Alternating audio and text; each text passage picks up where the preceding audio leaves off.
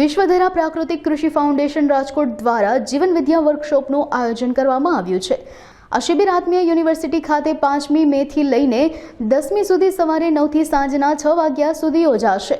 આ વર્કશોપનું આયોજન ખાસ ખેડૂતોના જીવનમાં પરિવર્તન લાવવાના ઉદ્દેશ્ય સાથે કરવામાં આવ્યું છે, જેમાં શિક્ષણ સંસ્થાના વડા, શિક્ષકો, પર્યાવરણ તેમજ પ્રકૃતિ પ્રેમી લોકો પણ જોડાશે। આ અંગે વધુ માહિતી અબતક મીડિયાની મુલાકાતે આવેલા વિશ્વધરા પ્રાકૃતિક કૃષિ ફાઉન્ડેશનના સભ્યોએ પૂરી પાડી હતી। પ્રકૃતિ પ્રેમી દિનેશભાઈ પટેલ ખાસ રાજકોટમાં પ્રાકૃતિક ખેતી એટલે ખેડૂતો દ્વારા એક જીવન વિદ્યા નામનું વર્કશોપનું આયોજન કર્યું છે અને જીવન વિદ્યા વર્કશોપ દ્વારા પ્રાકૃતિક ખેતી તરફ લોકો વળે અને પ્રાકૃતિક ખેતીથી લોકો ખોરાક ઉત્પન્ન થાય ખાય એવા હેતુથી રાજકોટમાં આત્મીય કોલેજમાં તારીખ 5 મે થી 10 મે સુધી કાર્યક્રમ સવારે 9 થી સાંજના 6 સુધી રાખવામાં આવેલો છે।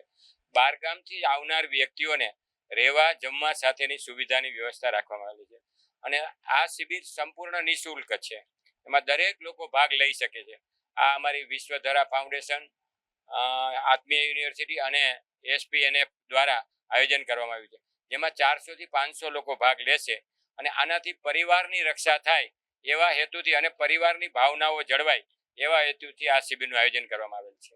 આમ જોઈએ તો રાજકોટમાં તો પેલો છે, પણ રાજકોટ સિવાયના 8-9 શિબિરો આ થઈ ચૂકી છે અને એમાં ખૂબ લોકો ભાગ લે છે। આનાથી ફાયદો એ થાય છે કે પારિવારિક ભાવનાઓ જાગે છે લોકોમાં અને પ્રકૃતિ તરફ વળે છે। ત્યાં એનાથી શું થશે કે સૃષ્ટિ પરના સર્વે જીવોની રક્ષા થશે।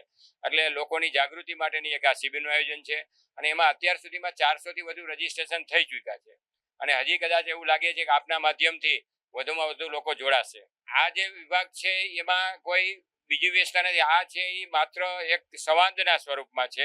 આ પ્રાકૃતિક ખેતી અને પરિવાર અને પર્યાવરણનું રક્ષણ થાય એ રીતનું આયોજન છે।